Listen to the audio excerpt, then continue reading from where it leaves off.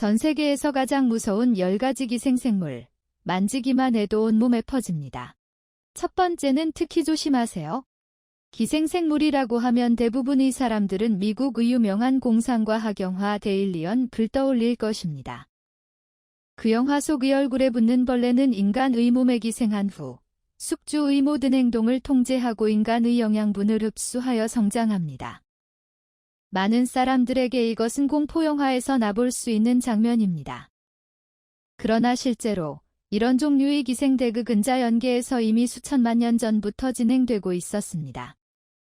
오늘 우리와 함께 지구상에서 가장 무서운 10가지 기생생물을 살펴봅시다.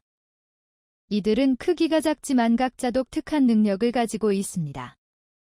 숙주 몸에서 미친 듯이 번식할 뿐만 아니라 일부는 심지어 숙주의 뇌에 영향을 미쳐 숙주가 스스로 강에 뛰어들도록 조종할 수도 있습니다. 마지막으로 친절한 안내. 이번 비디오 내용은 매우 충격적이므로 식사 중에 시청하는 것은 권장하지 않으며 그렇지 않으면 바로 다이어트에 성공할 것입니다. 말을 더 이상 하지 않고 바로 시작하겠습니다. 제12. 혈읍충. 혈읍충은 세계에서 가장 흔한 기생충 중 하나로 암수가 다른 종입니다. 일반적으로 포옹 상태로 존재하며 포유동물의 정맥혈관에 기생합니다. 현재 인간에게 기생하는 혈읍충은 6가지 종류가 알려져 있으며 그중 이집트 혈읍충과 일본 혈읍충의 분포가 가장 넓고 피해가 가장 심각합니다. 이들은 최대 40년 동안 인간 체내에서 생존할 수 있으며 현재 약 1억 명의 사람들이 영향을 받고 있습니다. 혈읍충의 초기 단계는 꼬리흡충입니다. 이들의 절반은 중간 숙주인 달팽이나 민달팽이 등을 통해 인체에 들어갑니다. 이후 꼬리를 떼고 피부에 침입하여 유충으로 변하며 혈액순환을 통해 인체의 방광, 간, 소화기관에서 성충으로 성장하고 산란과 정착을 시작합니다. 감염자는 처음 며칠 동안 가려움증과 발진 증상을 보이며 이후 설사, 발열, 기침 등 더 심각한 증상이 나타납니다. 제때에 구충 치료를 하지 않으면 폐화관 등의 감염 및 병변을 일으킬 수 있습니다. 뿐만 아니라 면역력이 더 낮은 어린이는 더 큰 위험에 처할 수 있으며 혈읍충 감염으로 인해 심각한 영양실조, 학습장애 등의 문제가 발생할 수 있습니다. 9위. 말털충. 선충류 기생생물은 일반적으로 인간에게 기생하지 않지만 딱정벌레, 바퀴벌레, 사마귀 및 기타 직파목과 갑각류 동물은 준이 없으면 당할 수 있습니다. 오늘 소개할 말모기도 선충의 일종입니다. 대개 말모기는 물이 있는 환경에서 유충을 부화시키고 물을 마시려는 귀뚜라미, 사마귀 등 작은 동물들이 이 유충들을 먹게 됩니다. 이 유충을 잘못 먹은 불운한 귀뚜라미는 말모기, 유충에게 끊임없이 영양을 공급하게 되며 심지어는 잔인하게 내장기관을 먹히게 됩니다. 말모기가 번식기에 이르면 이 귀뚜라미 체내에서 화학물질을 방출합니다.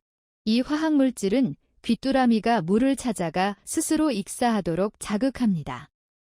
이렇게 하여 체내의 말벌 애벌레는 다시 해가 뜨게 되고 다음 생애를 시작하게 됩니다. 이런 식으로 순환되어 반복됩니다. 제8위. 회충. 당신은 마치 내 뱃속의 회충 같아요. 우리는 일상생활에서 이 말을 자주 사용하여 타인이 우리의 마음을 쉽게 읽을 수 있다고 표현합니다. 그러나 회충에 대한 설명서를 펼쳐보면 이들이 인간의 생각을 이해할 수 있는 능력을 가지고 있지 않음을 알 수 있습니다. 하지만 확실한 것은 회충이 한 번 생기면 결코 한 마리만 있는 것이 아니라는 점입니다. 회충은 인간 소장 내에서 기생하는 기생충 질병으로 인체 내에서 가장 큰 기생선충으로 특히 어린이들에게 자주 발생합니다.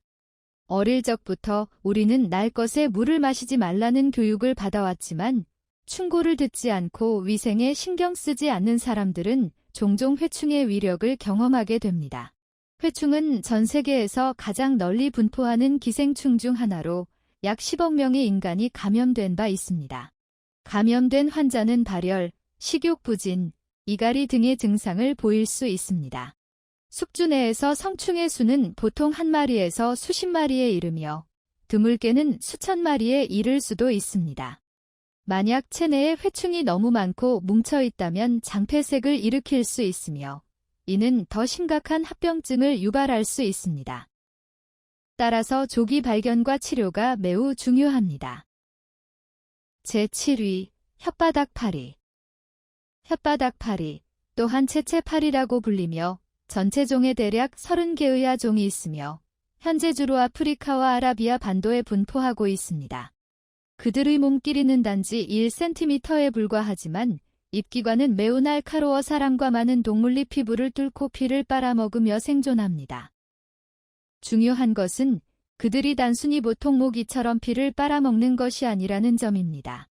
실제로 혓바닥파리의 몸속에는 대량의 미세한 원추형 기생충이 있습니다. 다시 말해 그들이 사람의 혈액을 성공적으로 빨아먹을 때 이 기생충들도 함께 인체에 들어갑니다. 그 후 가장 직접적인 결과는 무서운 수면병 분류바라는 것입니다. 소위 수면병은 유충이 이미 사람의 면역 시스템을 쉽게 돌파했다는 표시입니다.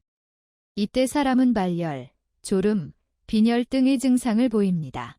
상황이 계속 악화되면 환자는 심각한 수면장애, 사지마비까지 겪게 됩니다. 이때 약물로 기생충을 적시에 추방하지 않으면 기생충은 심지어 중추신경계를 침범하여 환자에게 생명의 위협을 가할 수 있습니다. 제6위, 편두머리 진흙벌. 편두머리 진흙벌은 아시아와 아프리카 대륙에서 원산하며 예관이 매우 독특합니다.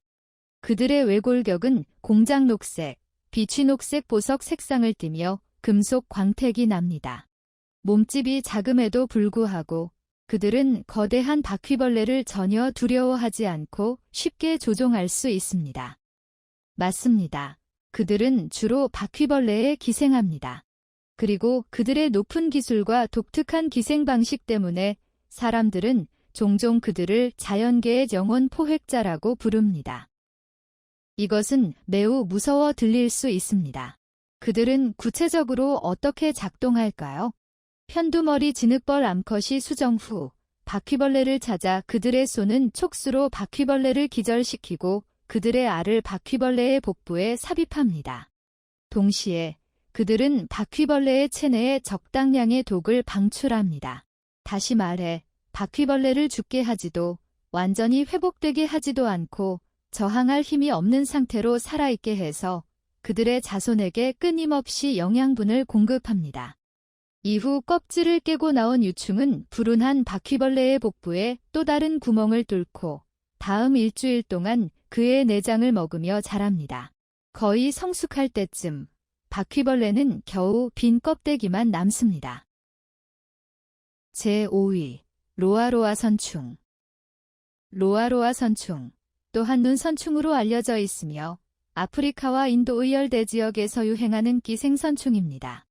그들의 전파매 개체는 아프리카 적도 부근의 비린내와 그 주변 지역에서 활동하는 몇 종류의 망사파리로 이 망사파리가 사람의 혈액을 빨아먹고 결국 사람의 피부 아래 조직에 성공적으로 기생합니다.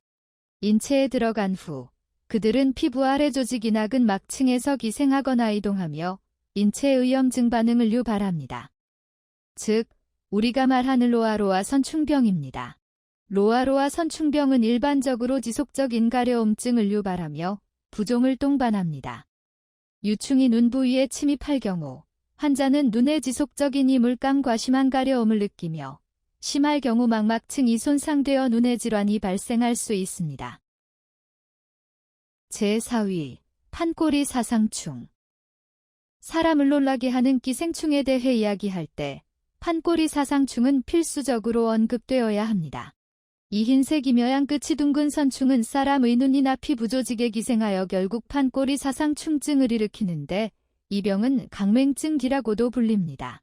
이름에서 알 수 있듯이 이 병은 사람의 눈을 손상시켜 심지어 실명을 초래할 수 있습니다. 보통 이들은 알을 흙파리 체내에 기생시킨 다음 흙파리가 사람을 물 때 그 알이 사람의 피부로 침투하여 부화하고 성장하기 시작합니다. 이 기생충은 감염된 사람의 눈의 병변을 일으킬 뿐만 아니라 유충이 일으키는 병증으로 피부가 붓고 가려움증, 그리고 드문 경우의 간질, 또한 끄덕병지라고 불리는 증상을 일으킬 수 있습니다. 환자는 제어할 수 없이 끊임없이 고개를 끄덕이게 되어 정상적인 생활에 심각한 영향을 미칩니다. 제3위, 아니사키스 선충. 만약 당신이 해산물의 호가이며 회나 기타 반쯤이 긴 요리 방식을 선호한다면 정기적으로 병원에 가서 기생충 검사를 받아 자신이 아니사키스 선충에 감염되었는지 확인하는 것이 좋습니다. 이는 주로 해산물의 알을 낳고 사람의 위장관에 기생하는 매우 흔한 기생충으로 반복적으로 감염될 수 있습니다. 연구에 따르면 아니사키스 선충의 유충은 강한 침투력을 가지고 있습니다. 인체에 침입한 후 인체의 인두, 위, 장점막 조직에 자극을 주어 조직병변을 일으킵니다. 비록 일반적으로 반응이 뚜렷하지 않지만 유충의 배설물이 쌓이거나 여러 번 반복 감염되면 인체는 비정상적 인면역 반응을 일으킬 수 있습니다. 예를 들어 종양, 출혈, 궤양 및 장벽이 두꺼워지는 증상이 나타날 수 있습니다. 극단적인 사례에서 아니사키스 선충은 크론병과 유사한 증상을 유발하여 환자에게 혈성 설사, 지속적인 고열, 빈혈, 심각한 장 폐쇄를 일으켜 생명을 위협할 수 있습니다. 제2위, 채찍충. 채찍충은 인체 소화도에서 흔히 볼 수 있는 선충으로 성충은 주로 인간의 맹장, 결장, 직장, 회장 하부 등에 기생하여 소화도 증상을 일으킵니다. 흥미롭게도 채찍충은 생활 습성, 발달 과정, 감염 방식, 예방 및 치료 원칙이 회충과 매우 유사합니다. 따라서 감염을 원하지 않는다면 손을 자주 씻고 더러운 물과 음식을 먹지 않는 등 간단한 일부터 시작하는 것이 중요합니다. 일반적으로 채찍충의 알이 인체 장내에 들어간 후에야 활동이 증가하기 시작합니다. 약 10일 후 채찍충은 다시 장강으로 돌아와 맹장으로 이동하며 성충으로 발달합니다. 채찍충은 조직액과 혈액을 먹으며 심한 감염은 만성출혈을 유발하고 직장 탈출증을 일으킬 수 있어 매우 위험합니다. 따라서 감염 예방을 위해 위생과 식품 안전 유지가 매우 중요합니다. 제1위, 인피파리. 인피파리는 쌍날 계목 꽝파리과에 속하며 몸 길이는 약 15mm이고 주로 북미, 중남미, 아프리카, 그리고 중국 위목축 지역에 분포합니다.